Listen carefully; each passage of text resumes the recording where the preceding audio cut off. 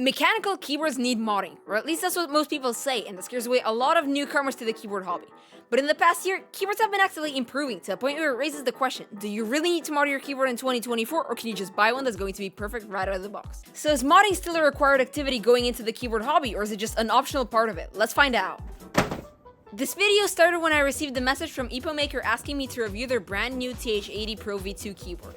At first I did not think much of it, but everything changed when I heard how it sounds stock. The TH80 has some pretty compelling features such as south-facing LEDs and is compatible with VIA, which is sort of a keyboard program that mostly expensive keyboards have. All fit into a budget price tag of only $99. The unboxing experience is pretty standard. We get the keyboard, a manual, accent keycaps, extra switches, a braided USB-C cable, and a keycap switch puller. The keyboard itself comes in a protective plastic bag, and once we take it out, we can see it. I like the aesthetic Epomaker was going for this keyboard. The high-profile glossy keycaps really make this keyboard stand out among everything I have. What stands out to me though is that we unfortunately did not reach 600 subscribers by the end of May, but I might do another giveaway if we reach another milestone. Meanwhile, you can make me really happy by subscribing. It really shows that you like my content and makes me extra enthusiastic to make new videos. I appreciate every single one of you who subscribes. Anyways, some of you may have noticed, this keyboard also has a screen. Personally, I love screens on keyboards because it adds another thing to play around with. It's crazy how we get that option for only $99. So far this keyboard seems absolutely perfect, but we uncover some flaws later in this video. Let's talk a little bit about the features this keyboard has on the outside. It has double-stage flippy feet and 3-mode connectivity. This keyboard reminds me of the GMK81. This could be because Epomaker is using the same OEM manufacturer, and that's a good thing because it means the TH80 will sound as perfect as the GMK81 sounds. However, here we start to see the first flaws. The back of the keyboard does not have any screws, meaning that will be a pain to open up later in the video. I'm going to peel off the protective film of the screen to take a closer look. Now we can talk about what the keyboard consists of at the top. Although the keycaps are of an SA profile, it is surprisingly easy to adapt to. These keycaps are double shot PBT and are decently thick, and the legends are pretty clear and consistent throughout the keyboard. Taking a look at the switches, these are the Epomaker Mulan switch, a 47-gram linear switch that comes pre-lubed from the factory. In this particular keyboard, it sounds amazing. The thocky marbly sound it gives off even is somewhat resemblant to the Morandis. But they were not as good on another Epomaker keyboard I had. Here is the stock sound test.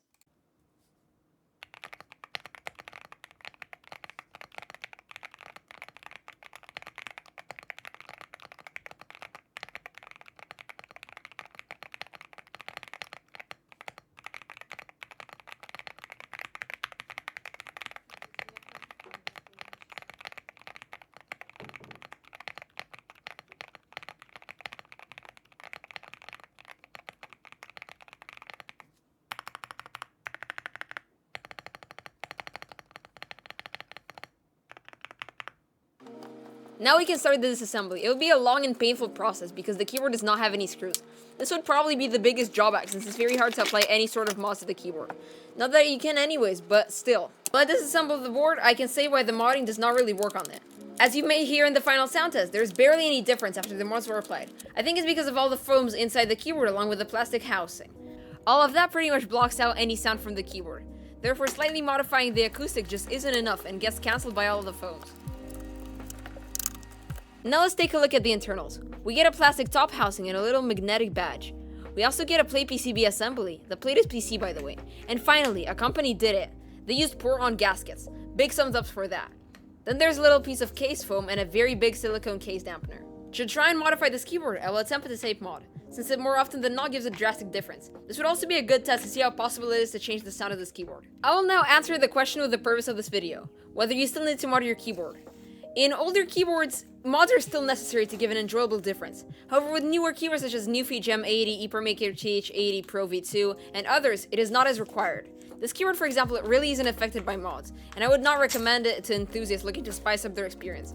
This keyboard is better off with someone who just wants a good sounding mechanical keyboard for a budget price tag, with a lot of features, but does not want to mess around with modding. Now, considering I have been around the hobby for a while, I cannot imagine it without modding.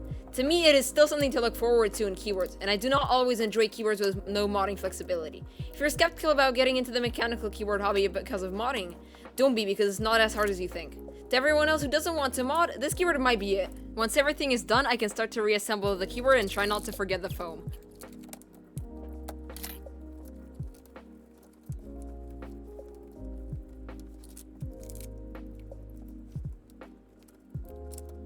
To all of you who have made it this far, thank you for watching. If you're thinking of picking this keyboard up, I have all the links in the description. Epomaker is also running a mid-year sale where you can get some sweet discounts. Comment down below what you want to see more of and what you want me to review. Subscribe if you enjoy my content, and I will be leaving you with all of the sound tests.